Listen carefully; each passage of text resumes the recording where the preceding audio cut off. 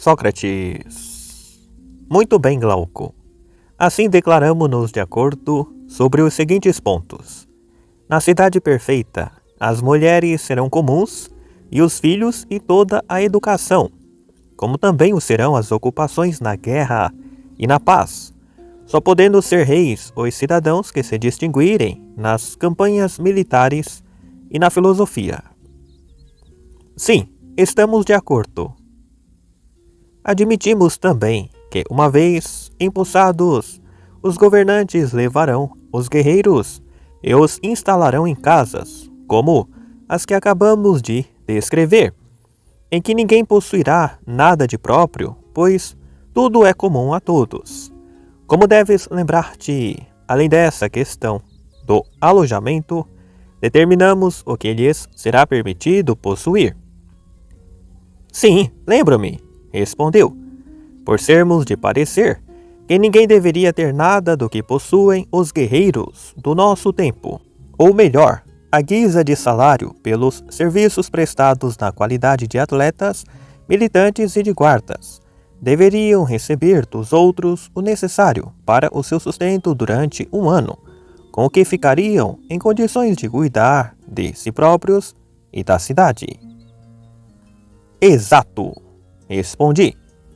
Mas, uma vez esgotado esse assunto, procuremos o ponto de onde partimos para a presente digressão, a fim de retornarmos nosso caminho inicial. Não é difícil, me disse.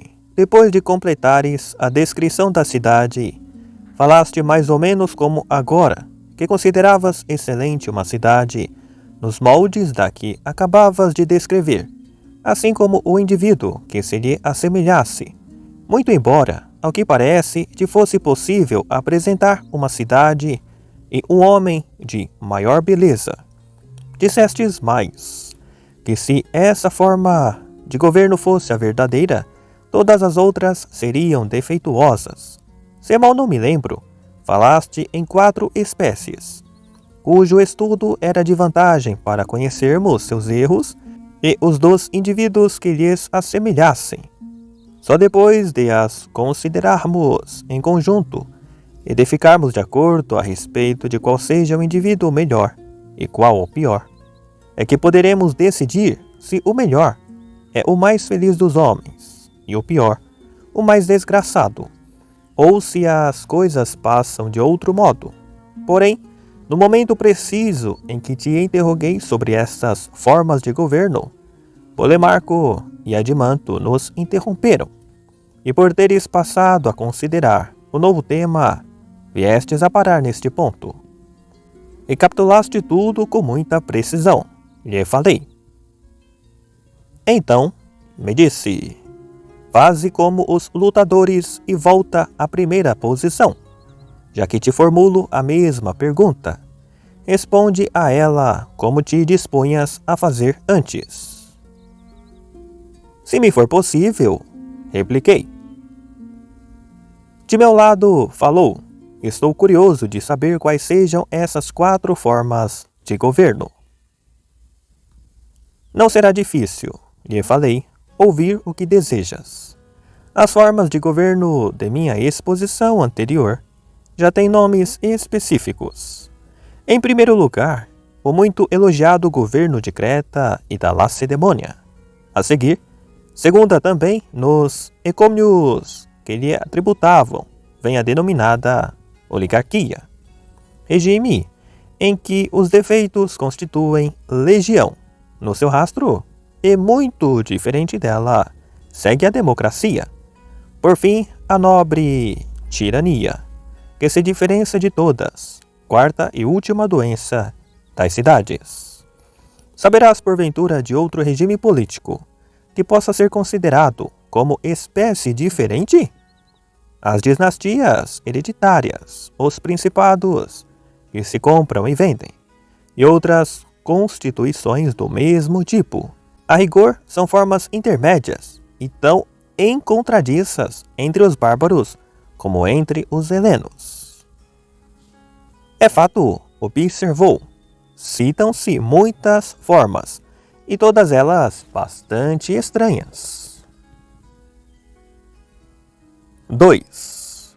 Como deve saber, lhe disse, tem de haver tantas espécies de caracteres humanos quantas formas de governo. Ou acreditas que as constituições nascem dos carvalhos e das pedras, e não dos costumes dos cidadãos que tudo arrastam para o lado a que se inclinam? De jeito nenhum, respondeu. Só poderão provir deles mesmos. Logo, se há 5 formas diferentes de governo, terá também de haver entre os homens outras tantas modalidades de alma. Sem dúvida. Já discorremos a respeito do indivíduo que se assemelha à aristocracia e concluímos que deverá ser bom e justo. Foi realmente o que fizemos. Depois desse, precisamos considerar os tipos inferiores, os contenciosos e os ambiciosos, que correspondem à constituição da Lacedemônia, e passar para os outros tipos, o oligárquico, o democrático e o tirano.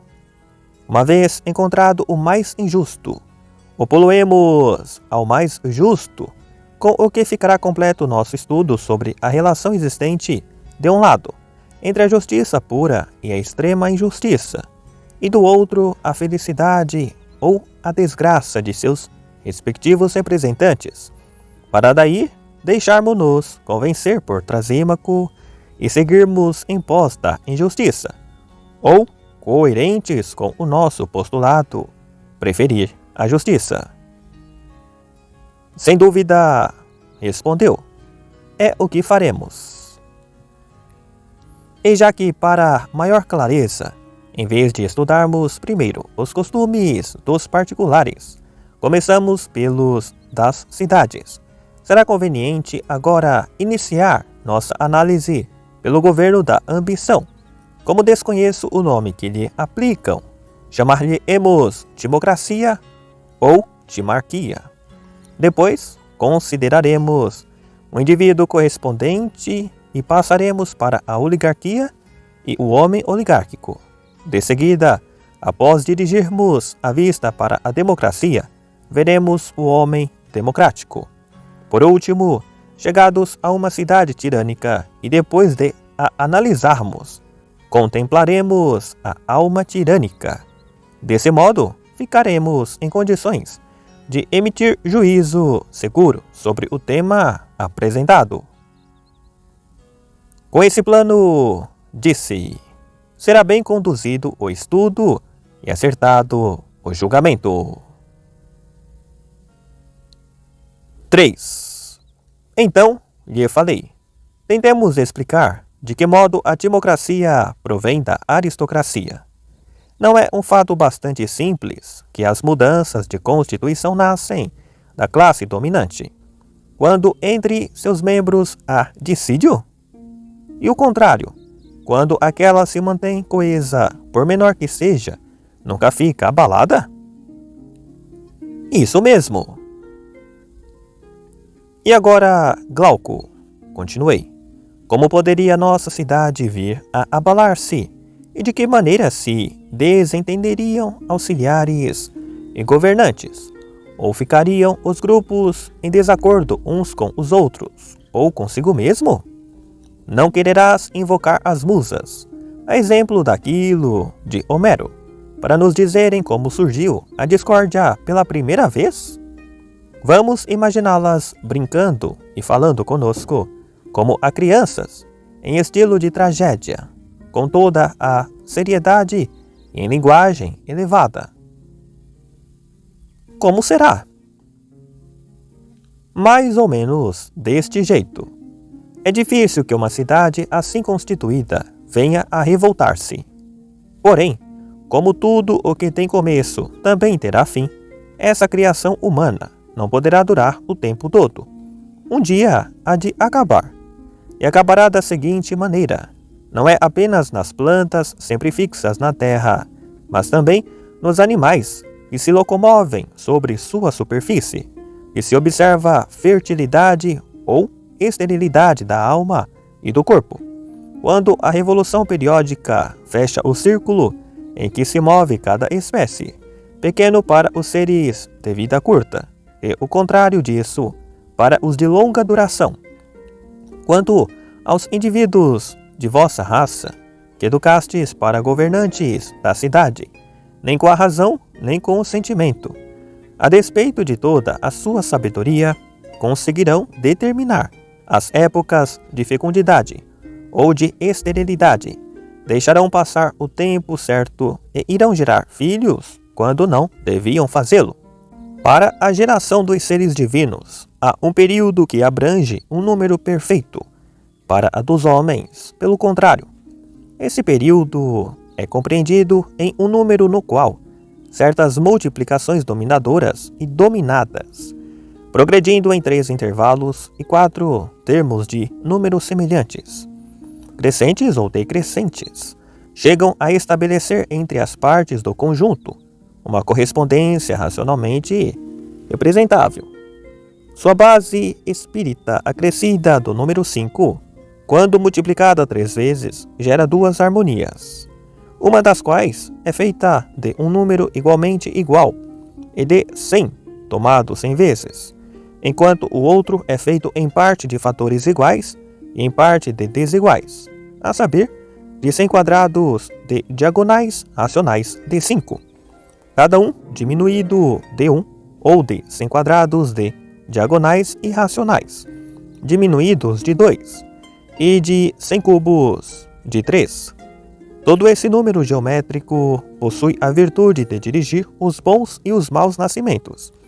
E quando vossos guardas, ignorantes de suas leis, acasalam fora de tempo jovens noivos e raparigas, geram-se filhos que nem serão bem conformados fisicamente, nem mimosos da fortuna, e muito embora só sejam escolhidos pelos respectivos antecessores, os melhores para os postos de comando, mal os filhos assumem os cargos de seus pais, por serem indignos, começarão por descuidar-se de nós, em que pese a sua função de guardas, por não darem à música o devido preço, e depois a ginástica, do que resultará crescerem os moços totalmente carecentes de harmonia. Do meio destes sairão magistrados pouco próprios para a função de guardas, de todo incapazes de reconhecer as raças de Exildo e as que se encontrarem entre vós outros, de ouro, de prata, de bronze e de ferro, vindo o ferro a misturar-se com a prata, e o bronze com o ouro. Resulta dessa fusão falta de semelhança, de regularidade e de harmonia, que sempre gera onde se manifesta a guerra e o ódio. Tal é a origem, podemos dizer, da sedição, onde quer que apareça. Falaram com muito acerto as musas, observou. É o que também diríamos. Necessariamente, repliquei. Para isso são musas. E a seguir? Perguntou. Que mais disseram as musas? Declarada a sedição, continuei, tomam as raças caminhos diferentes, a de ferro e a de bronze, para o enriquecimento, a aquisição de terras, casas, ouro e prata. A de ouro e a de prata, por não serem pobres, senão ricas por natureza, dirigem a alma para a virtude e os costumes antigos. Depois de se hostilizarem reciprocamente e de recorrerem à violência, acordam, por fim, em se apropriarem das terras e das casas e em dá-las a particulares, e os que antes eram livres e por eles guardados como amigos e nutridores, agora subjugados, passam a condição de servos e periecos, enquanto eles se ocupam da guerra e da guarda de todos. Acho também, observou, que não tem outra causa semelhante transformação. Essa forma de governo, perguntei, não fica a meio caminho da aristocracia e da oligarquia?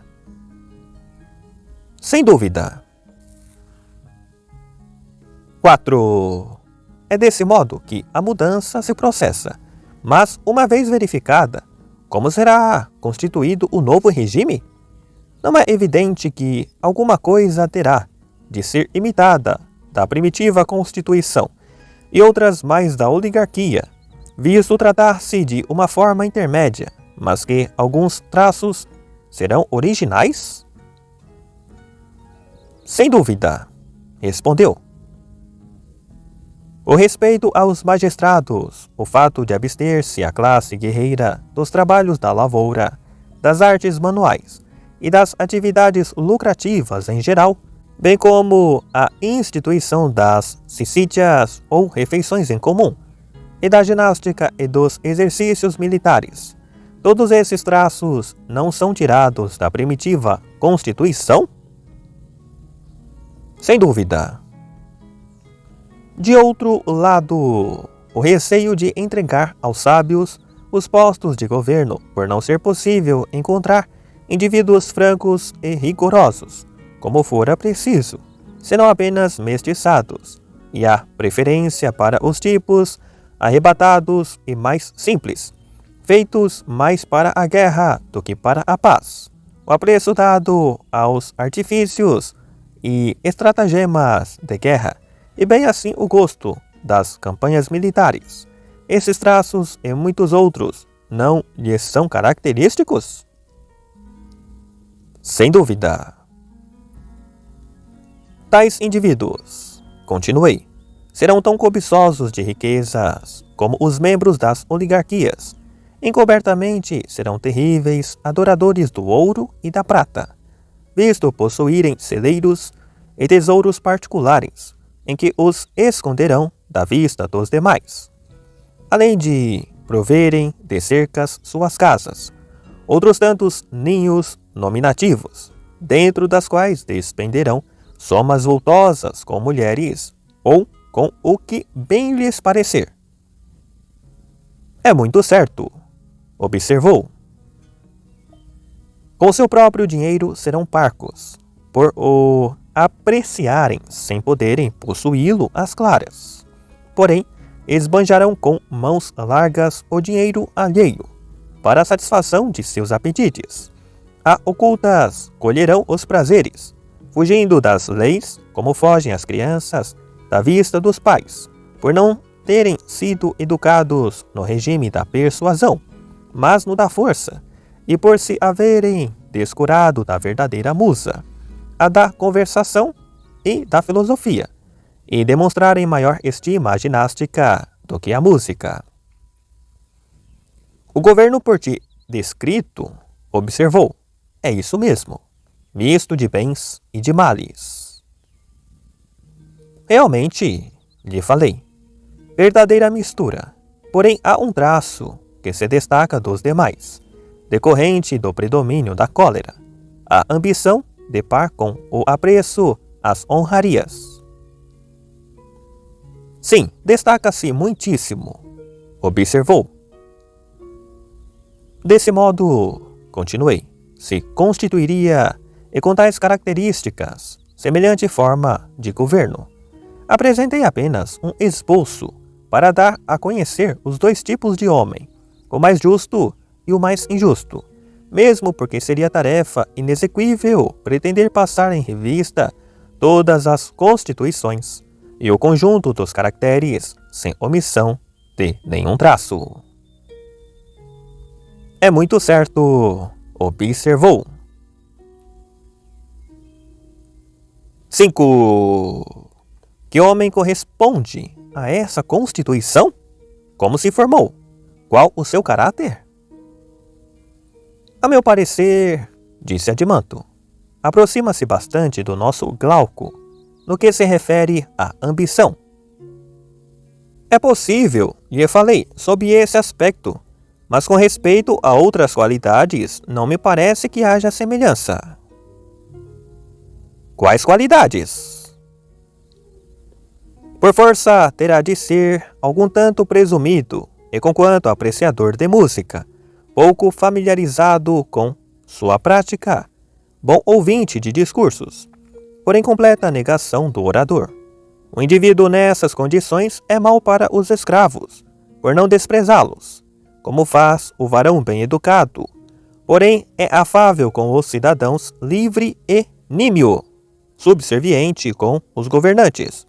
Gosta do poder e das honrarias, porém sem ser capaz de alegar, em apoio de suas pretensões, a postos de comando, nem dotes oratórios, nem outras qualidades da mesma ordem, senão apenas ações guerreiras e talento militar.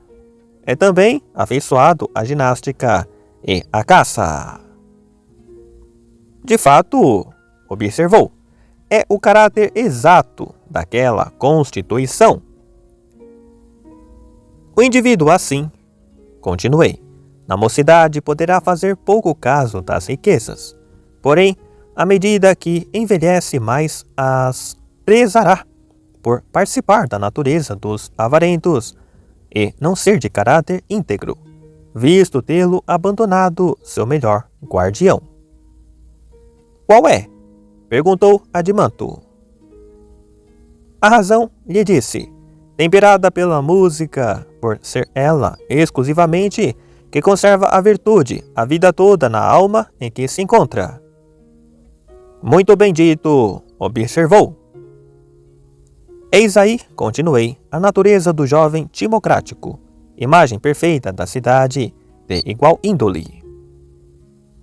Certo. Forma-se mais ou menos do seguinte modo, prossegui.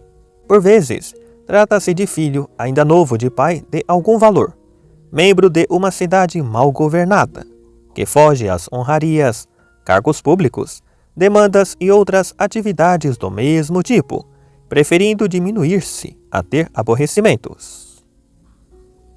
E como o filho chega a ficar daquele jeito? Perguntou. Para começar, lhe disse, quando ouve a mãe queixar-se de que o marido não faz parte do governo, o que a deixa humilhada perante as outras mulheres, e depois por não o ver interessado em juntar dinheiro, nem disposto a lutar com os outros, ou a invectivá-los, tanto nos tribunais, em particular, como nas assembleias, porém inclinado a aceitar com indiferença tudo quanto assacem contra ele. E também, quando observa como só pensa em si próprio e não lhe dá a mínima atenção, nem para distingui-la, nem para desprezá-la.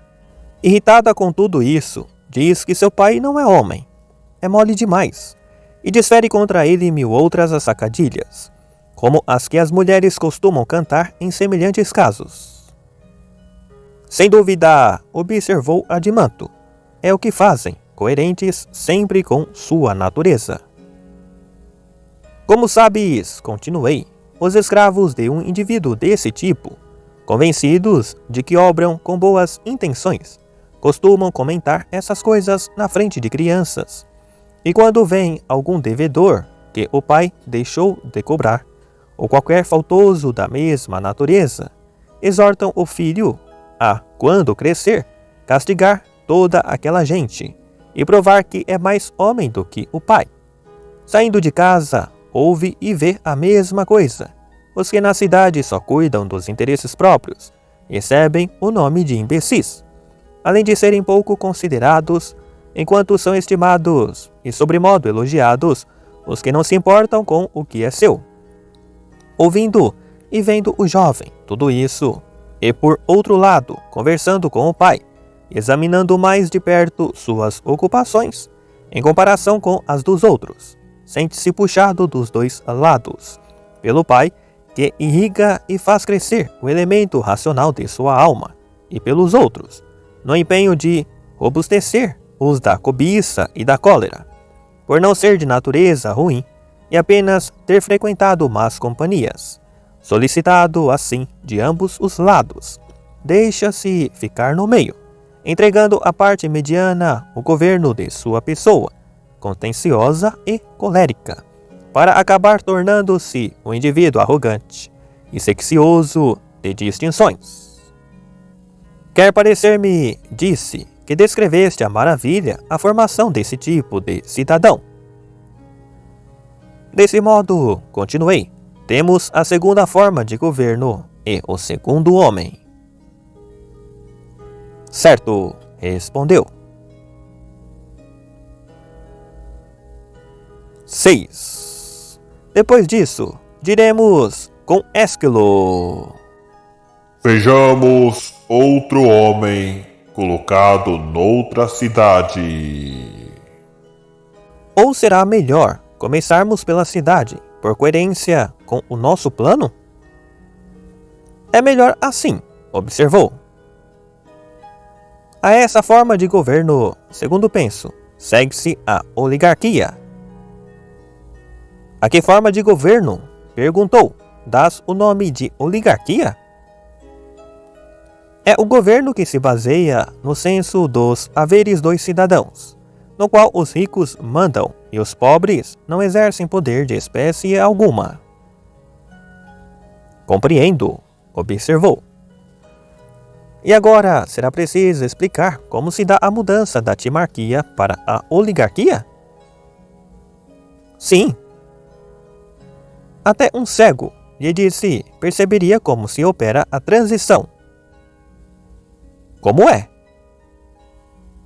O tesouro, lhe falei, que todos eles acumulam para uso próprio, acaba por estragar o regime.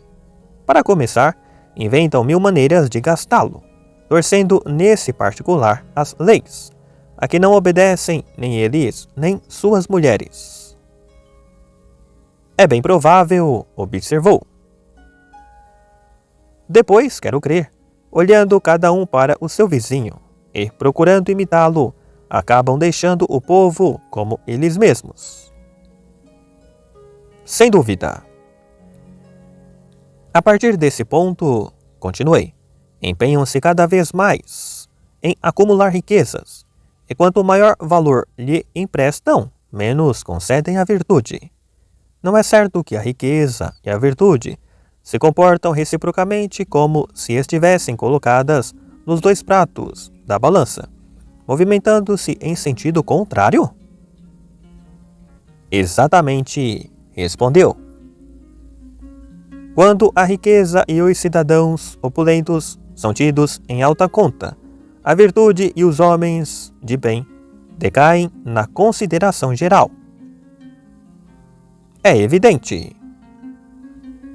Ora, o que é apreciado é cultivado, e o que não é estimado fica esquecido. Certo. Assim, de ambiciosos e amantes da glória, transformam-se em ávaros e cúpidos, elogiam o rico, admiram-no, instalam-no no poder e desprezam o pobre. É muito certo. Neste passo, promulgam uma lei que fixa os limites da constituição oligárquica, baseada no senso da propriedade particular, mais alto ou mais baixo, conforme o grau de força ou de franqueza da oligarquia, sendo logo anunciado que ficarão excluídos do governo os que não tiverem bens acima do teto estipulado.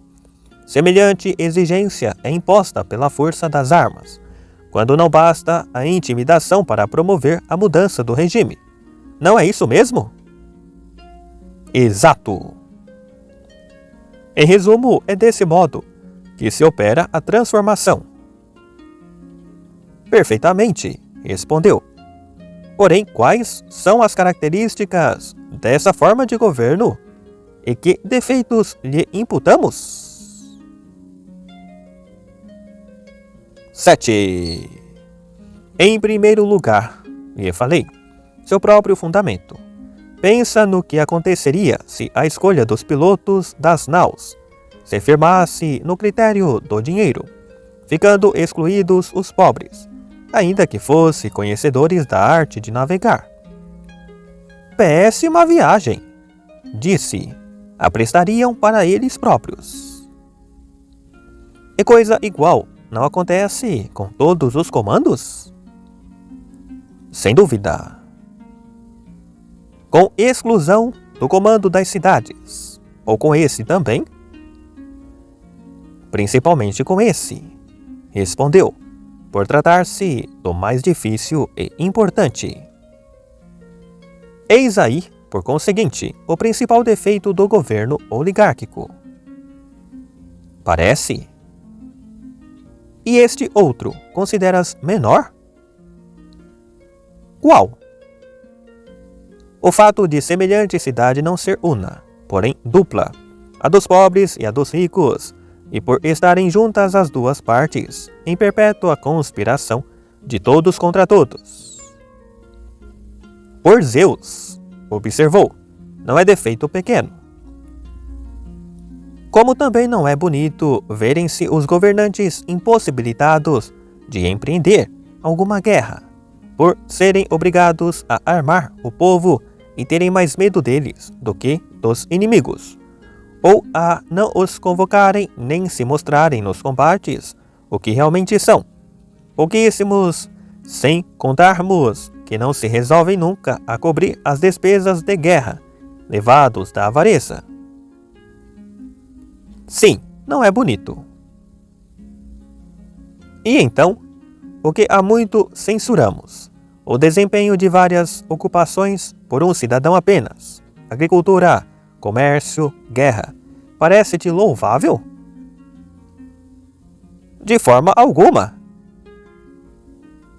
Responde agora se de todos esses defeitos, o maior não é o que vou citar, é que primeiro se observa na oligarquia.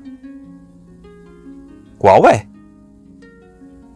A possibilidade de alguém vender os bens e de outros os adquirirem, e depois de realizada a operação, passar aquele a residir na cidade sem identificar-se com nenhum de seus elementos componentes, nem com o comerciante, nem com o artesão, o cavaleiro ou o óblita, sob a simples designação de pobre e indigente.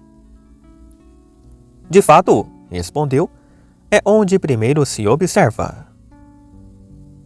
Nas cidades de governo oligárquico, não se procura combater essa falha. Do contrário, uns não seriam ricos em excesso e outros extremamente pobres. Certo? Considera também o seguinte: quando esse rico desbaratava seus bens, era mais útil para a cidade nas funções a que me referi? Governava apenas na aparência, mas em verdade nem era dirigente nem servidor, senão mero dissipador dos próprios haveres. Não há dúvida, observou, parecia ser aquilo, porém dissipador era o que ele era. E não teremos também o direito de afirmar que, assim como no favo nasce o zangão, como doença da colmeia, do mesmo modo esse indivíduo surge como zangão da casa, doença da cidade? Perfeitamente, Sócrates, me falou. E não é verdade, adimanto, que a divindade criou sem aguilhão os zangãos alados, mas dos zangãos de 2 pés, se alguns não têm ferrão, outros o possuem muito agudo? E também que os desprovidos de ferrão, com a idade, se tornam mendigos, ao passo que é dos armados que sai toda a corja de malfeitores? É muito certo, disse. Torna-se manifesto, por conseguinte, continuei, que a cidade com mendigos é o lugar em que se ocultam ladrões, batedores de carteira, violadores de templos e criminosos da mais variada espécie. É claro, observou. E então, não vês que há mendigos nas cidades oligárquicas? Que serão quase todos, respondeu, com exceção dos governantes. E também não teremos de admitir, lhe falei, que há de haver grande número de celerados providos de ferrão que os governantes procuram conter por todos os meios? Sem dúvida, respondeu, é o que será preciso reconhecer. E a proliferação dessa gente não devemos atribuí-la à falta de instrução, a vícios de educação e a própria forma de governo? Sem dúvida. São essas as características da cidade oligárquica e os vícios que lhe são próprios. Talvez haja muito mais. É possível, respondeu. Desse modo, prossegui, terminamos a descrição do regime de nome oligarquia, que tira seus dirigentes das classes abastadas. Vejamos agora o homem que se lhe assemelha, como surge e qual é a sua índole. Perfeitamente, disse. 8. Não é principalmente deste modo que se processa a mudança do homem democrático para o oligárquico? De que jeito? Quando lhe nasce um filho, este começa por imitar o pai e marcha nas suas pegadas. Porém, logo depois o vê sossobrar de encontro à cidade como num escolho e malbaratar o patrimônio da família e sua própria pessoa, seja a testa de um exército, seja num cargo importante, e levado aos tribunais por denúncia dos psicofantas, é condenado à morte ou ao auxílio ou à pena infamante e à perda de todos os seus bens. É o que se dá realmente, observou. Ora, amigo, havendo o filho presenciado tudo isso, e sofrido seu quinhão, inteiramente arruinado, por puro medo, segundo creio, não tarda a precipitar do trono da alma, de cabeça para baixo, a ambição e a cólera, e humilhado pela pobreza, só pensa no lucro, conseguindo a força de trabalho penoso e de economia sórdida, juntar algum dinheiro. Não tenhas a menor dúvida. O indivíduo, nessas condições, assenta naquele trono o espírito da consciência e da avareza e o proclama grande rei de si próprio, adornando-o com tiara, colar e cimitarra. Sem dúvida, observou. A razão e a coragem, pelo contrário, ele deixa assentadas no chão dos dois lados do rei, a fim de trabalharem para ele como escravos, uma delas a escogitar e a calcular exclusivamente o modo de transformar em muito dinheiro seus minguados recursos, a outra a só admirar e enaltecer a riqueza e os cidadãos abastados, e a empenhar-se por todas as maneiras na aquisição de bens e dos meios e modos de consegui-los. Não há outra mudança, observou, que mais rápida e radicalmente transforme num avarento o jovem ambicioso. E não será esse, perguntei, precisamente o oligarca? Pelo menos essa é a transformação do indivíduo, cuja natureza corresponde ao regime de que nasceu a oligarquia. Vejamos então se parece com ela. Sim, vejamos isso mesmo. 9. Para começar, não se lhe assemelha pelo fato de prezar a riqueza acima de tudo? Como não? E também pelo seu espírito de sovinice e o amor ao trabalho. Só satisfaz aos mais necessários desejos, sem se permitir nenhum gasto supérfluo, dominando sempre os demais apetites por considerá-los fúteis. Perfeitamente. Sórdido a conta inteira, continuei, sabendo economizar de 1000 modos. Consegue formar um tesouro. Um tipo assim é que as multidões apreciam. Não corresponde exatamente ao governo oligárquico? Penso que sim, observou. Pelo menos tanto nesse indivíduo como na cidade, o dinheiro é o que todos apreciam. E o que eu também penso, lhe disse, é que o indivíduo como esse não cogita de instruir-se. Sem dúvida, me falou. Do contrário, não teria posto um cego como diretor do coro, nem lhe dispensaria tantas atenções. Muito bem dito, observei. Considera agora o seguinte: não será justo dizermos que a falta de instrução faz proliferar nele os apetites da natureza dos zangãos, em parte mendigos, em parte criminosos, e só refreados por interesses diferentes? É exatamente como dizes, respondeu. E não sabes onde deves olhar, lhe falei, para perceberes os defeitos dessa gente? Para onde é? Perguntou.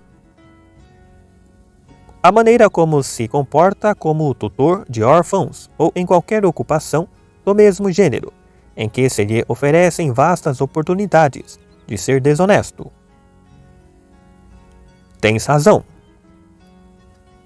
E de tudo isso não é evidente que semelhante indivíduo conquista a fama de justo no desempenho de suas atividades, por exercer violência louvável sobre as paixões inferiores, porém não por estar convencido de que não é melhor segui-las, nem por amansá-las com argumentos. Não, por necessidade e medo, por temer a perda de seus bens. É muito certo, disse. Mas por Zeus, caro amigo, continuei, sempre que estiverem em jogo os bens dos outros, só encontrarás em quase todos os tipos dessa espécie apetites da natureza dos zangãos. E em grande quantidade, respondeu.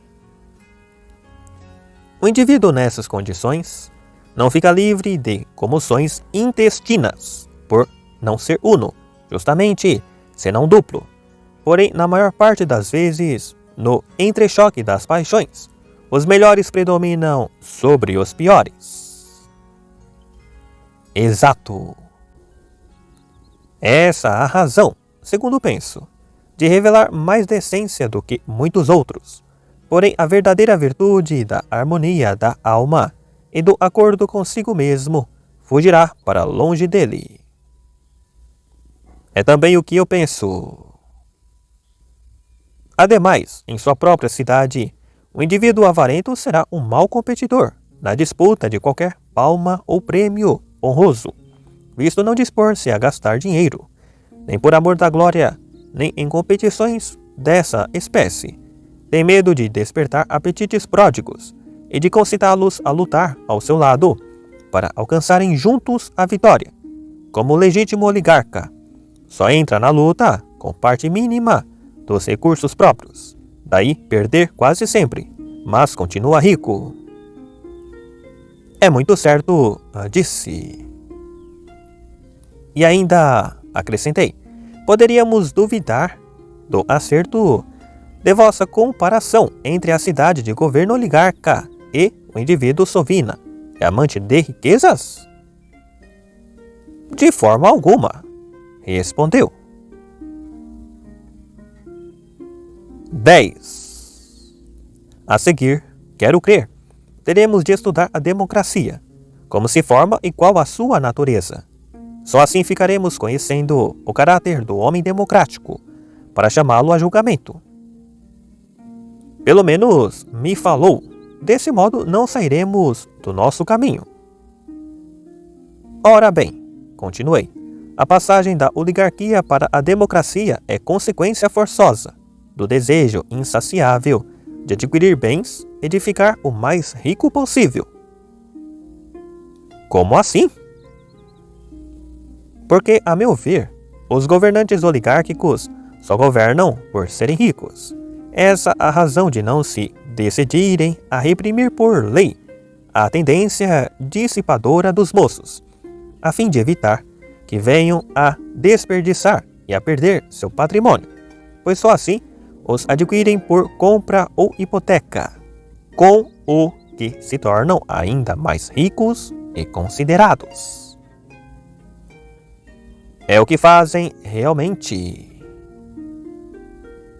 Ora, não é mais do que claro que é impossível, numa mesma cidade, serem temperantes os cidadãos e estimarem a riqueza acima de tudo, necessariamente terão de descurar de uma coisa ou de outra. Claríssimo, respondeu. É desse modo que os governantes das oligarquias, por fazerem vista curta para os abusos e favorecerem a libertinagem, com muita frequência reduzem a indigência a indivíduos de natural generoso. Sem dúvida. É assim, segundo creio, que esses tipos de aguilhão e bem armados passam a encher a cidade por causa de dívidas ou perda dos direitos de cidadania, ou por ambas as coisas, sempre a ressumar ódio e a conspirar contra os possuidores de seus antigos bens e contra o resto dos cidadãos, e a só pensar na maneira de mudar a forma do governo. Exato! Nesse em meio, os traficantes, com a ideia fixa do lucro, fingem não ver os coitados e continuam a ferir com seus aguilhões, quero dizer com seu dinheiro, os que se lhes entregam indefesos, e a guisa de paz com prole numerosa, aumentam muitas vezes seu capital, com o que só fazem crescer na cidade o número dos zangãos e dos mendigos. Como não terão de ser muitos? Observou. E nem se decidem, continuei, a apagar as chamas de tamanho mal, com levantarem barreiras à faculdade de disporem de seus bens os particulares, nem com o recurso da promulgação de outra lei que neutralize os efeitos da primeira. Que lei? A melhor depois daquela é que obrigasse os cidadãos a se importarem com a virtude, porque se ficassem legalmente estabelecido que as partes anuentes de algum contrato assumissem os riscos de suas transformações, diminuiria na cidade o número dos onzeneiros, sem escrúpulos, e seriam mais raros os males, como os que acabamos de mencionar. Sim, diminuiria muito, respondeu. É por isso, continuei, que presentemente os governantes tratam assim os governados. Quanto a eles mesmos e aos seus familiares, não é um fato que os moços, com a vida de luxúria, a que se entregam, de todo rebeldes à disciplina física ou mental, se tornam indolentes e moles, incapazes de resistir aos prazeres e às dores? Como não? Enquanto os pais, que de tudo descuram, com exceção de juntar dinheiro, cuidam tanto da virtude como os que eles próprios arruinaram. Sem dúvida. Com semelhante estado de coisas, quando se juntam governantes e governados, seja em viagem, seja em oportunidades semelhantes, peregrinação religiosa, expedição militar, em que naveguem ou acampem juntos, e onde todos se observam nos momentos de perigo, não são os pobres que se veem menosprezados pelos ricos. Muitas vezes, até pode acontecer que um pobre, magricela e queimado do sol, tenha seu posto nos combates ao lado de algum ricaço criado na sombra, e ao vê-lo sem fôlego e falho de expediente, com todo aquele excesso de enxúndia, não te parece que há de pensar, a sós consigo, que essa gente só se enriqueceu por causa da covardia dos pobres? E nas suas reuniões particulares, não dirão uns para os outros, nossos homens de nada valem? Não tenho a menor dúvida, me falou, de que isso mesmo é o que todos dizem. E assim como o corpo doente, basta um pequenino empurrão de fora para desarranjá-lo. Sim, por vezes, sem nenhuma causa externa, sofre comoções intestinas. Assim também, a cidade com semelhante disposição, ao menor pretexto, um partido que chama em seu auxílio alguma cidade oligárquica, enquanto o outro recorre às democracias de sua preferência, cai doente e começa a lutar consigo mesma, podendo acontecer também que instale dissídio sem intervenção de estranhos. E com bastante violência até. No meu modo de pensar, estabelece-se a democracia quando os pobres, vitoriosos, matam uns tantos adversários, exilam outros e dividem, com os remanescentes os postos de comando e direção da cidade. Na maioria dos casos, esses ofícios são tirados por sorte. É desse modo, realmente, me falou, que se instala a democracia, ou por meio das armas, ou por deserção da parte contrária, de puro medo. 11. E como se arregimenta essa gente? Perguntei. De que modo se governam? De certo é, no meio deles, que iremos encontrar o homem democrático. Isso mesmo, observou. E não é verdade que numa cidade, assim, todos são livres e transborda de liberdade, o burgo, e de franqueza no falar, além de ser permitido a todo o mundo fazer o que quiser? Pelo menos é o que dizem, observou. Porém, onde há tanta liberdade, é claro como o dia, que cada cidadão organiza sua vida como entende. Sem dúvida. Numa cidade desse tipo, mais do que alhures, encontra-se indivíduos de todos os matizes. Como não? Pelo jeito, continuei, essa é a mais bela forma de governo. Como manto florido e variegado, com tanta diversidade de costumes, tal governo talvez pareça o mais bonito, e é possível, acrescentei, que assim mesmo o considerem os que se comprazem como crianças e mulheres, com os espetáculos multicores. Sem dúvida. Numa cidade assim conformada, meu caro, continuei, é coisa simples procurar uma constituição. De que jeito? Pois graças à liberdade reinante, ela contém todas as constituições. Se alguém se dispusesse a fundar uma cidade, como o fazemos neste momento, bastaria dirigir-se a uma comunidade democrática para escolher o modelo do seu gosto, à maneira de quem entrasse num bazar de constituições para remexê-lo e organizar a nova sociedade segundo a amostra preferida. Pelo menos, disse, por falta de modelos, não ficaria atrapalhado.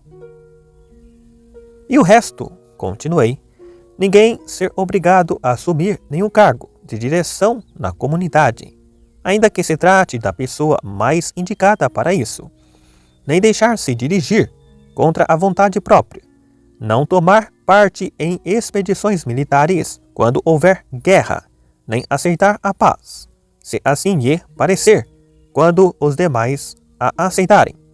Por outro lado, havendo uma lei que proíba este ou aquele de fazer parte do governo ou da magistratura, e apesar disso governar ou julgar, quando lhe der na telha, semelhantes práticas tão do agrado do nosso tempo, não são deliciosamente divinas? No momento, talvez sejam, observou. E então, não é edificante a tranquilidade de certos sentenciados? Já não viste, em cidades assim constituídas, pessoas condenadas à morte ou ao exílio, e que apesar disso se deixam ficar onde sempre estiveram, e passeiam sossegados pelo meio do povo, à maneira de espíritos, como se ninguém os visse nem se preocupasse com eles? Já vi muitos, me falou. E a indulgência dessas cidades, que não se preocupa com ninharias, e se traduz pelo mais radical desprezo dos princípios por nós expostos, com tanta reverência, quando organizamos a nossa, como por exemplo, dizer que nunca será homem de bem quem não for dotado de natureza exuberante, Se desde a infância, como por brinquedo, não viver no meio de coisas belas e tudo fizer segundo esse padrão? Com que arrogância dão de ombros a todas essas máximas, sem procurarem conhecer nada dos estudos exigidos de quem se prepara para os cargos de comando, bastando que se declare amigo do povo, para que o cerquem de todas as considerações? Não há dúvida, observou, é uma constituição de truz. São essas, lhe disse, e outras muitas da mesma procedência, as características da democracia. Como se vê, é uma bela forma de governo, desordenada e variada, que confere certa igualdade, tanto para o igual como para o desigual. Conhece-a muito bem, observou. 12. Considera agora, lhe disse, o indivíduo democrático, ou será preferível, a exemplo do que fizemos com o governo, estudarmos primeiro como se forma? Exatamente, respondeu. Não será da seguinte maneira? Aquele indivíduo oligárquico e econômico, segundo penso, tem um filho que ele mesmo criou e educou. Sem dúvida. Esse também reprime a tendência para a libertinagem, que só o leva a gastar e nada poupa, desejos supérfluos por conseguinte. É claro, me falou. E não queres agora, perguntei, antes de mais nada, para não falarmos no escuro, determinar quais são esses desejos supérfluos? Sem dúvida, respondeu. Então, não estaríamos certos em denominar necessários os que não podemos reprimir e aqueles cuja satisfação nos é de alguma utilidade? Por natureza, somos levados a satisfazer essas duas espécies de desejos. Não é isso mesmo? Sem dúvida. Assim, com todo o direito, daremos a estes a denominação de necessários. Certo. E então, e os que se podem evitar, se desde cedo houver esse propósito, é que antes do mais, não nos ensejam benefício algum, se dissermos que não são necessários. Teremos falado com propriedade? Com toda a propriedade, respondeu. Tomemos agora um exemplo de cada um, a fim de formarmos uma ideia geral.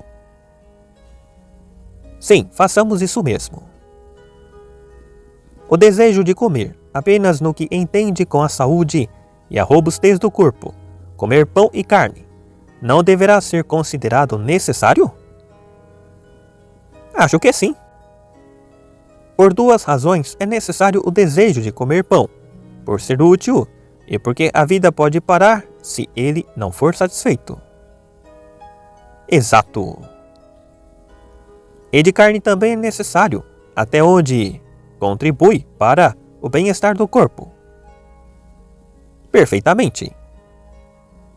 E os desejos que vão além desses limites e se estendem a guloseimas, de que a maioria dos homens pode livrar-se pela repressão iniciada cedo e pela educação, tão prejudiciais ao corpo como à alma, no que respeita à sabedoria e à temperança, não teremos o direito de denominar desnecessários?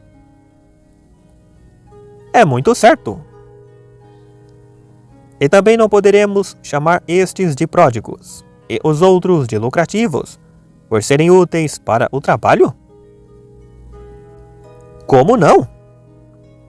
Da mesma forma nos expressaremos com relação aos desejos do amor e a todos os outros. Certo. E o indivíduo que há pouco qualificamos como zangão, não foi assim denominado por estar repleto desses desejos e prazeres, e ser escravo dos supérfluos, ao passo que o governado pelos desejos necessários é poupado e oligárquico? Como não? 13. Vejamos outra vez. Lhe disse, como do homem oligárquico nasce o democrático. Parece que na maioria dos casos é da seguinte maneira. Como será?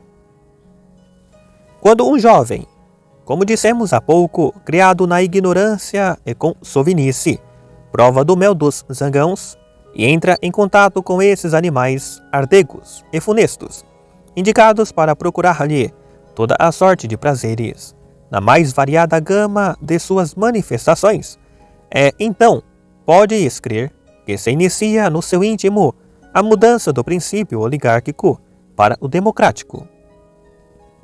De toda a necessidade, observou.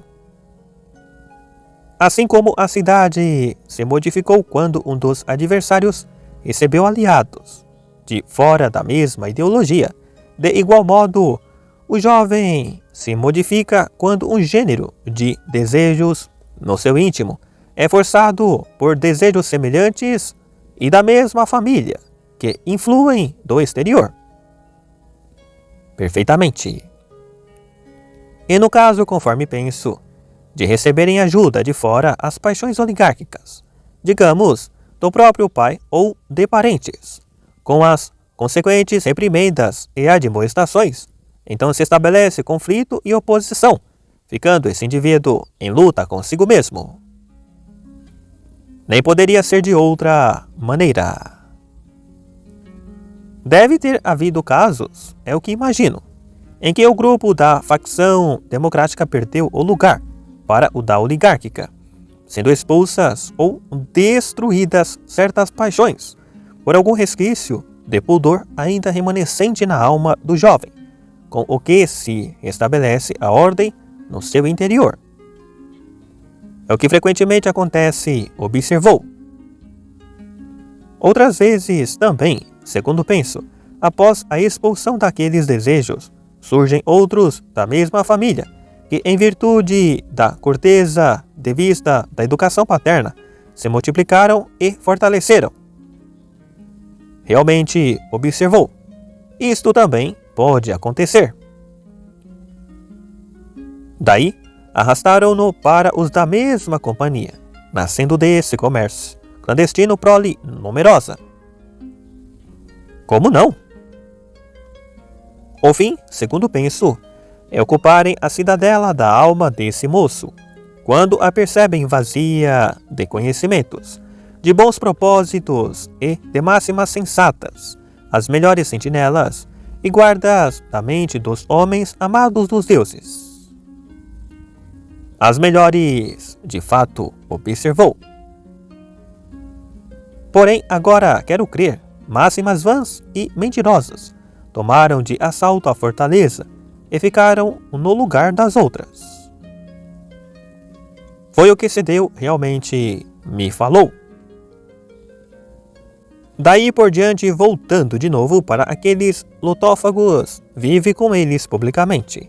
E se porventura vem algum reforço da parte dos parentes para o elemento econômico de sua alma, aquelas opiniões fúteis, fechando as portas da fortaleza real de seu interior, não permitem a entrada dos confederados, nem da comissão dos conselhos de seus conhecidos mais experimentados.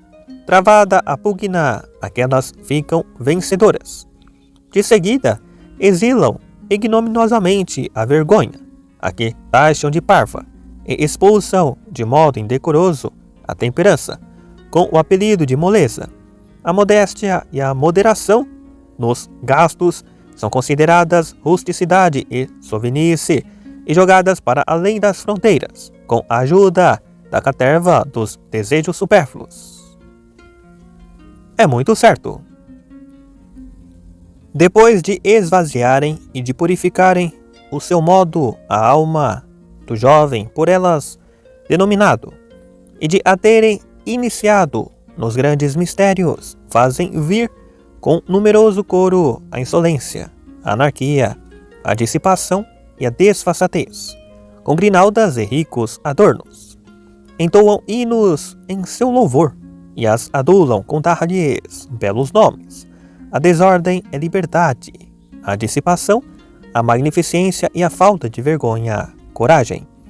Não é desse modo, continuei, que um jovem educado no regime dos desejos necessários se inicia na liberdade e no libertinismo dos desnecessários e prejudiciais? É por demais evidente a transformação, observou.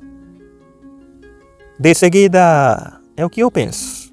Ele passa a gastar dinheiro, esforço e tempo, tanto com os desejos imprescindíveis, como com os desnecessários ou supérfluos, se tiver sorte e não se afundar na embriaguez páquica, vindo a atenuar-se com a idade o tumulto das paixões, consentirá na volta de parte das virtudes exiladas, sem entregar-se de todo aos invasores.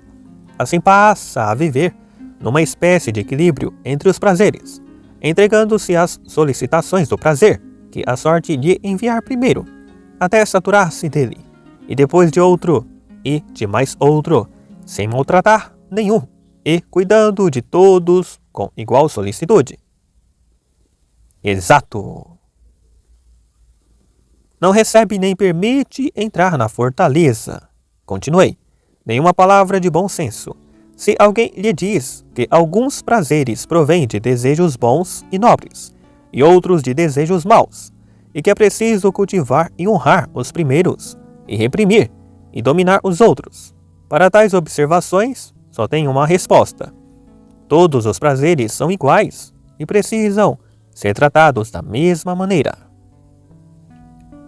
Dada a sua disposição, me disse, é como terá de proceder.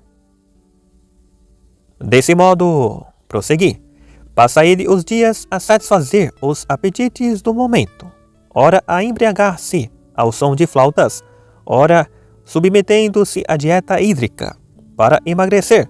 Por vezes, entrega-se à prática de exercícios físicos, quando a preguiça não o prostra em completa inação. Tempos há em que se ocupa com filosofia ou com política, ou então, levantando-se num repente, faz e diz o que lhe vem à cabeça. Quando fica com inveja de guerreiros, vira-se para esse lado, se trata de comerciantes, para o destes. Numa palavra, nem a ordem nem a necessidade lhe definem a conduta. Chama de livre, semelhante vida, agradável, perfeitíssima, comportando-se dessa maneira até o fim. Descreveste admiravelmente bem, me disse, a vida de um amigo da igualdade. Pelo menos no meu modo de ver, prossegui, é um compêndio dos mais variados caracteres, belo e variegado, como a cidade democrática. Por isso mesmo, homens e mulheres invejam semelhante vida, por conter tantos modelos de constituições e de costumes. Isso mesmo observou. E então, ponhamos esse indivíduo ao lado da democracia, pois com todo o direito merece ser chamado democrático. Sim, façamos isso mesmo, disse. 14.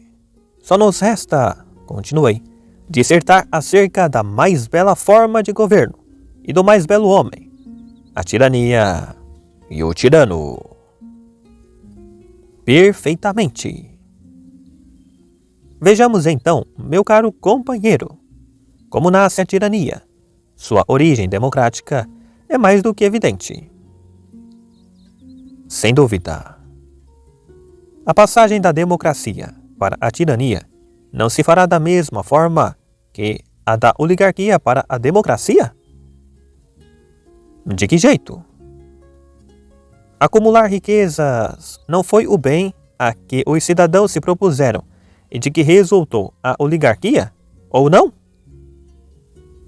Certo. Do desejo insaciável de riquezas e do descaso de tudo o mais, senão tão somente ganhar dinheiro, proveio a ruína da oligarquia. Exato. E o que destruiu a democracia não foi a avidez do bem que ela a si mesma propusera? Qual foi o bem a que ela se propôs?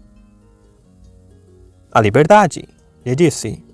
A esse respeito, ouvirás dizer nas cidades democráticas que é o mais belo de todos, o único que em qualquer cidade dignifica a vida do homem livre. É certo, me falou. É frase que se ouve a cada momento. E não será justamente, lhe disse, é o que eu queria perguntar, o desejo insaciável desse bem, a par da indiferença por tudo o mais, a causa da alteração de semelhante forma de governo e do convite à tirania? De que jeito? Perguntou. O que eu acho é que quando uma cidade democrática, sedenta de liberdade, tem a má sorte de ser servida por escansões ordinários, embriaga-se além da conta com o vinho puro da liberdade, e sempre que os governantes não se mostram complacentes e não a deixam beber à vontade, ela os persegue, acusando-os de criminosos e oligarcas. É realmente o que todas fazem, observou. Os cidadãos, continuei, que se mostram dóceis aos dirigentes, são maltratados e chamados de escravos mansos e cidadãos indignos. Porém, os dirigentes que se deixam dirigir e os governados que passam de fato a governar, uns e outros igualados tanto na vida pública como na particular, esses é que são elogiados e tidos em alta consideração. Numa cidade desse tipo, não é inevitável estender-se por tudo a liberdade? Como não? Por fim, amigo, continuei, a anarquia penetra nas casas, chegando a alcançar até mesmo os brutos. Como devemos interpretar essa afirmativa?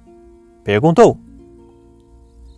O que eu quero dizer, lhe falei, é que o pai se acostuma a parecer-se com o filho e começa a temer-se dele, e o filho toma o lugar do pai, sem o menor respeito ou receio de seus progenitores, para provar que é livre.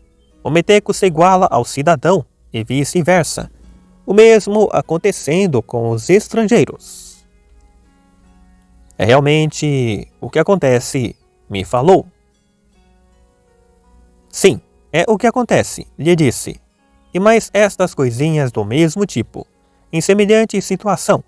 O professor tem medo dos alunos e passa a adulá-los. Os alunos desprezam o professor, o mesmo se dando com relação aos preceptores. De modo geral, os moços procuram igualar-se aos velhos e competir com eles por atos ou por palavras, como os velhos, por sua vez, se esforçam por imitá-los nos gracejos e ditos espirituosos, a fim de não passarem por casmurros ou autoritários. Perfeito, observou. Porém, amigo, continuei, o ponto mais alto do abuso de liberdade a que pode atingir o povo em cidade com essa forma de governo é quando tanto os escravos comprados como as escravas não são menos livres do que seus compradores. Ia esquecendo de dizer até onde vão a igualdade e a liberdade nas relações entre o homem e a mulher, e vice-versa. Por que não dizer com Ésquilo? Ora, falemos o que vos vier à boca? Perfeitamente, respondi. Eu também penso assim. Os próprios animais domesticados pelo homem, quem não viu não pode avaliar quanto são mais livres aqui do que em qualquer outra parte. De fato, como diz o provérbio, as cadelas se parecem com suas donas. Os cavalos e os asnos habituaram-se a andar com liberdade e aprumo, atropelando os transeuntes, que não se arredam do caminho, e tudo o mais pelo mesmo jeito, transbordante de liberdade. Contas-me o meu próprio sonho, me falou. Isso mesmo é o que eu observo sempre que vou ao campo. A consequência de tais abusos, prossegui, quando os consideramos em conjunto, é ficarem os cidadãos com a alma muito sensível e a menor tentativa de constrangimento zangarem-se e voltarem-se sem motivo. Por fim, como sabes muito bem, chegam ao ponto de não se incomodar com as leis, quer sejam escritas, quer não sejam. O que importa é não receberem ordens de ninguém. Sei muito bem disso, respondeu. 15. Esta, amigo, continuei, no meu modo de pensar, é a bela e sedutora raiz de onde brota a tirania. Muito sedutora, não há dúvida, respondeu. E depois desse primeiro passo? A mesma doença, lhe disse, que atacou a oligarquia e lhe causou a ruína, a que se manifesta no âmbito maior e com mais força, pela falta de freio, até reduzir a democracia à servidão, pois é um fato que o abuso, seja do que for, provoca reação correspondente, o que se verifica tanto nas estações, nas plantas e nos corpos, como no governo das cidades. É natural, observou. O excesso de liberdade só pode terminar em excesso de escravidão, assim nos indivíduos como nas comunidades. É a ordem natural das coisas. É natural, por conseguinte, continuei, que a tirania não possa deixar de provir de outra forma de governo, que não a democracia, a saber, da extrema liberdade nasce a mais completa e selvagem servidão. Está dentro da lógica, observou. Porém, não foi isso, lhe falei, o que me perguntaste, mas qual é a doença que tanto ataca a oligarquia, como a democracia, e que acaba por escravizar esta última? Foi isso mesmo, respondeu. O que eu tinha em mente, lhe falei, era a caterva de ociosos e esbanjadores, comandada pelos mais corajosos, com o cortejo dos pusilânimes, e que comparamos aos zangãos, os primeiros munidos de ferrão, os últimos sem ele. Comparação muito justa, me falou. Esses tais, continuei, são fatores de desordem nas cidades em que se instalem, como no corpo fazem a fleuma e a bile. São elementos perturbadores que o bom médico e o legislador experiente devem observar de longe. A exemplo do sábio apicultor, de início para impedir que proliferem na cidade. Porém, no caso de aí se radicarem, para arrancá-los o mais depressa possível, com alvéolo e tudo. Por Zeus, exclamou, isso mesmo é que é preciso fazer. Agora, prossegui. Consideremos do seguinte modo o assunto para ver com maior clareza aquilo a que nos propusemos. Como será? Dividamos em pensamento uma cidade democrática nas três partes, que de fato entram em sua composição. A primeira consistirá do gênero que, em virtude da licenciosidade, tanto prolifera nas cidades democráticas como nas oligárquicas. Certo? Com a diferença de ser muito mais virulento aqui do que nas oligarquias. Como assim? É que, não sendo estimado nas oligarquias, e até mesmo afastado dos cargos de governo, por falta de exercício, não chega a dominar, ao passo que na democracia ele põe-se à frente de todos os cidadãos, com exceção de uns poucos. Os mais exaltados são os únicos a falar e a agir, os demais ficam a zumbir, sentados nas tribunas, sem nada falarem, nem aceitarem o que os outros dizem, de forma que, com raríssimas exceções, no governo democrático tudo é feito por essa gente. Isso mesmo, observou. A outra classe que sempre se distingue da maioria. Qual é? Onde todos se dedicam às atividades lucrativas. Os mais econômicos por natureza ficam ricos mais depressa. Compreende-se. A meu parecer, é desses favos que os zangãos tiram em maior quantidade o melhor mel. Sim, pois como poderiam tirar alguma coisa de quem nada possui? É por isso, segundo penso, que os ricos têm o apelido de capim de zangãos. É possível, observou. 16. A terceira classe é formada pelo povo, isto é, os que vivem do trabalho manual. Não tomam parte nas atividades políticas e são de posses limitadas. Nas democracias formam a classe mais numerosa e de maior força, sempre que se reúnem nas assembleias. Isso mesmo, observou. Porém, não revelam disposição para reunir-se, se não lhes derem também um pouquinho de mel. Por isso, continuei, os dirigentes nunca deixam de entregar-lhes a sua parte, maior ou menor, quando têm a oportunidade de roubar os bens dos ricos e distribuí-los pelo povo, porém sempre reservando para eles mesmos o pedaço mais pingüe. É só desse modo, me falou, que eles pegam alguma coisa. Os cidadãos expoliados de seus bens são obrigados, segundo creio, a defender-se, falando para o povo e lançando mão de todos os recursos. Como não? E por menos que cogitem de inovações, são acusados de conspirar contra o povo e de serem oligarcas. É muito certo. Por fim, quando veem que não é por má vontade, mas por ignorância e por serem enganados pelos caluniadores, que os do povo os repudiam, então de bom ou de mau grado se tornam oligarcas de verdade, não por gosto. Trata-se de mais um dano causado pelo zangão, de ferrão. É claro. É assim que surgem as acusações recíprocas, os processos e lutas entre todos. Sem dúvida.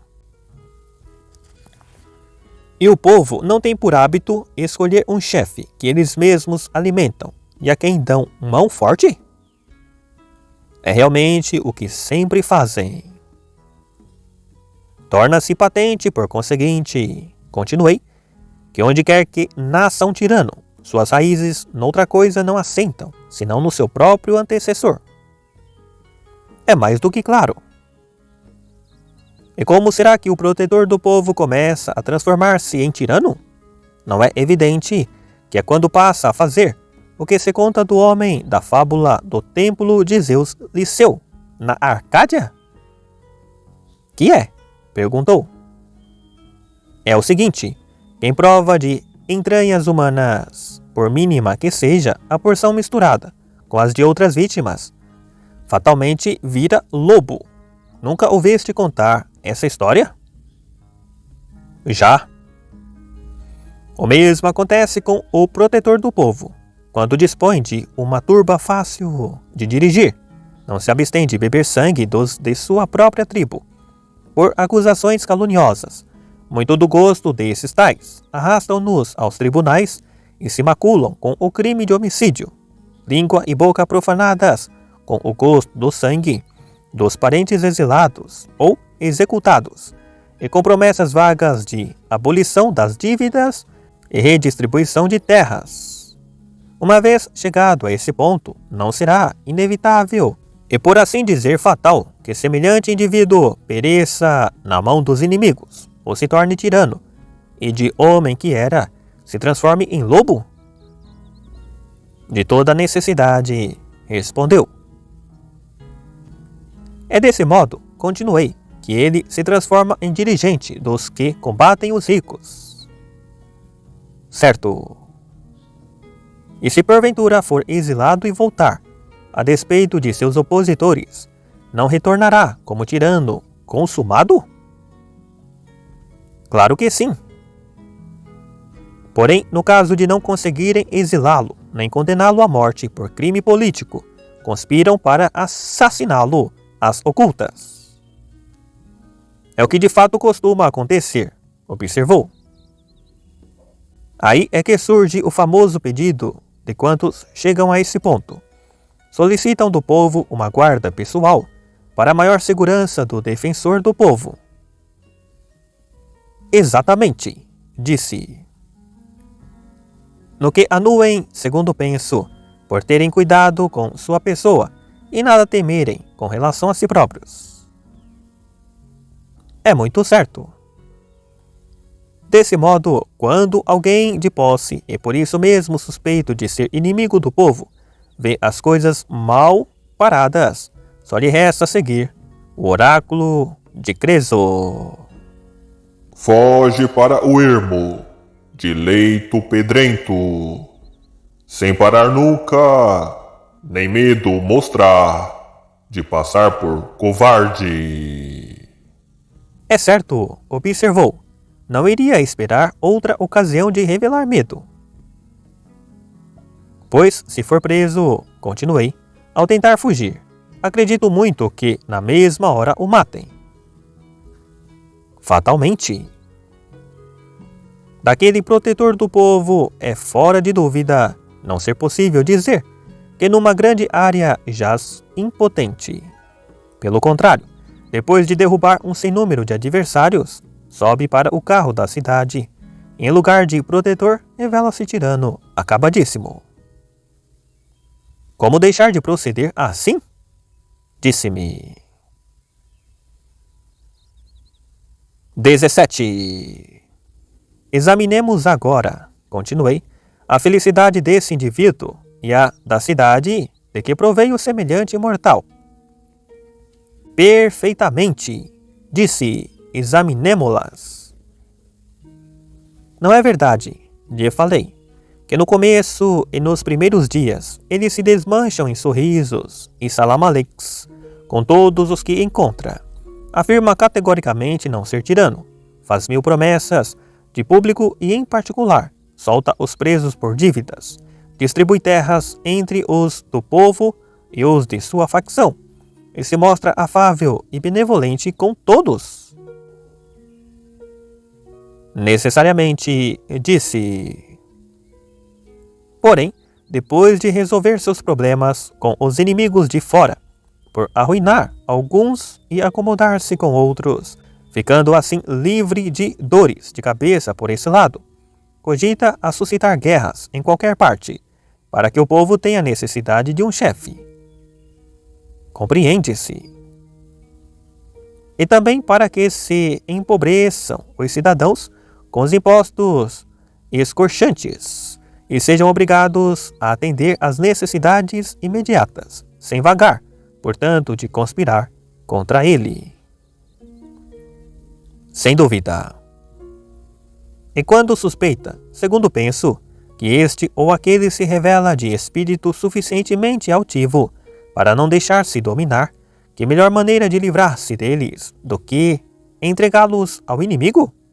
Não é por tudo isso que os tiranos são obrigados a estar permanentemente em guerra com outros povos? Sem dúvida. Mas assim procedendo, não é óbvio que se torna cada vez mais odiado pelos cidadãos? Como não? E não é natural também que muitos dos que o ajudaram a subir e ainda conservam prestígio, pelo menos os mais corajosos, cometem francamente os acontecimentos, tanto na sua frente como em particular? É possível. Logo, o tirano precisará também livrar-se de todos eles, caso queira continuar a governar, até que não sobre nem amigo nem inimigo de merecimento. É claro. Terá, portanto, de discernir com agudeza quem é valente, ou magnânimo, ou prudente, ou rico. E tanta é a sua felicidade, que se vê obrigado, de bom ou de mau grado, a guerrear todos e a armar-lhes ciladas até purgar completamente a cidade. Excelente purga, comentou. É uma purga, lhe disse, oposta a que os médicos empregam para limpar o corpo. Enquanto estes tiram a parte ruim e deixam a boa, o outro faz o inverso. Pelo jeito, me disse, terá de proceder a si mesmo, se quiser continuar no governo. 18. Desse modo lhe falei. Vê-se atado a uma abençoada necessidade, conviver com uma turba de indivíduos sem nenhum valor e que ainda por cima o odeiam, ou então não viver. É inevitável, observou. E não é evidente que, quanto mais sua conduta o tornar odiado dos cidadãos, tanto mais fiel e maior terá de ser sua guarda pessoal? Como não? Mas quem são esses homens de confiança e onde os irá buscar? Virão aos montes, respondeu, de modo próprio, se lhes pagarem solto. Pelo cão, lhe disse, parece que voltaste a pensar em outra espécie de zangãos, estrangeiros da mais variada procedência. Acertaste, respondeu. Mas será que em sua própria terra ele não havia de querer? De que jeito? Tirando dos cidadãos os escravos, dando a estes liberdade e formando com eles sua guarda pessoal. Sem dúvida, observou, ser-lhe-iam fidelíssimos. Condição abençoada a do tirano, lhe disse, a que descreves, ter de fazer dessa gente amigos de confiança, à custa da morte dos primeiros amigos. Nem poderá ser de outra forma, me falou, a esses é que terá de recorrer.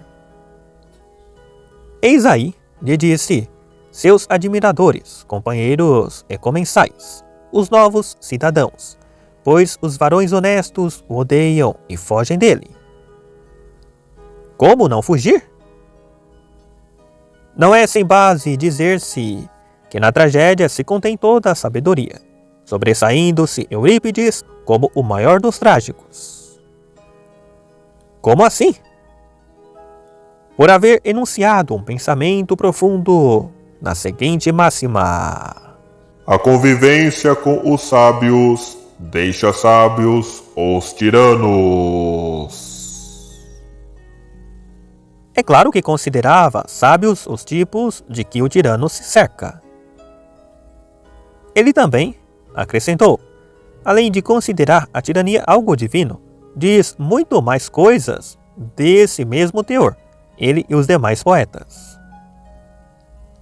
Por isso mesmo, continuei, sendo sábios, como de fato o são os poetas trágicos, espero que nos perdoem, e a todos os que se aproximarem de nosso ideal político, por não os admitirmos em nossa cidade, visto elogiarem a tirania. Tenho que perdoarão, me disse, pelo menos os mais ilustrados. Porém, o fato, segundo creio, é que vão de cidade em cidade, atraem o povo, alugam vozes fortes e insinuantes, e de belo timbre, e com isso arrastam as cidades para a tirania e a democracia. Exatamente. Ainda por cima ganham muito dinheiro e são cumulados de distinções, principalmente, como é natural, por parte dos tiranos, depois pelas democracias. Porém, quanto mais eles avançam pela subida íngreme das formas de governo, mais cansada fica a semelhante fama, até que por falta de fôlego não pode dar um passo. Perfeitamente. 19. Porém, com isto lhe disse, nos afastamos do assunto. Voltemos para o belo acampamento do tirano, com sua guarda numerosa, de aspecto variegado e sempre renovada, para vermos de que modo ele consegue alimentar tanta gente. É muito simples, respondeu. Se houver na cidade tesouros sagrados, ele os desbaratará. E na proporção em que a venda dos objetos der para cobrir as despesas do regime, ficará o povo aliviado dos impostos. E quando acabar o tesouro? Ora, me disse, é muito claro, passará a sustentar-se da herança paterna. Ele, seus comensais, seus favoritos e suas amigas. Compreendo, lhe falei. O povo, o verdadeiro gerador do tirano, terá de alimentá-lo e a seus comparsas. Não haverá outro remédio, arrematou. Que me dizes? Perguntei. E se o povo se aborrecer e der de murmurar que não é justo viver o filho adulto às expensas do pai, porém o inverso, o pai à custa do filho, e que não gerou nem o estabeleceu como tirano, para ver-se rebaixado, depois de adulto o filho, à condição de escravo, de seus próprios escravos, nem para ter de alimentá-lo, aos escravos e a toda aquela corja que o cerca, mas para, sob sua direção, ficar livre dos ricos e de todos os que na cidade eram conhecidos como nobres? E se o intimasse, em consequência, a sair da cidade, a ele e a todos os da sua grei, tal como faz o pai, quando expulsa de casa o filho, com seus convivas indesejáveis? Então, por Zeus, me disse, reconheceria o povo a espécie de monstro a que deu vida, animou e alimentou, e a pretensão de querer, débil como é, expulsar um adversário mais forte. Que me dizes? Lhe perguntei. Atravessar o tirano, a empregar violência contra o pai e até mesmo abater-lhe, no caso de alguma recusa de sua parte? Sim, respondeu, depois de desarmá-lo. Classificas o tirano, lhe falei, como parricida e de mau enfermeiro de velhos. Desse modo, como parece, chegamos à definição mais conhecida da tirania. O povo, como se diz, querendo fugir da fumaça da escravidão, imposta pelos cidadãos livres, cai no fogo do despotismo dos escravos. E em vez de sonhar do manto daquela liberdade limitada e inoportuna, enverga o da mais amarga e insuportável escravidão exercida pelos próprios servos. Sem dúvida, respondeu, é isso mesmo o que acontece. E agora? Lhe perguntei. Haverá excesso de nossa parte em concluir que explicamos por maneira satisfatória como a democracia se transforma em tirania e mostramos como procede depois de constituída? Foi cabal a exposição. Me falou.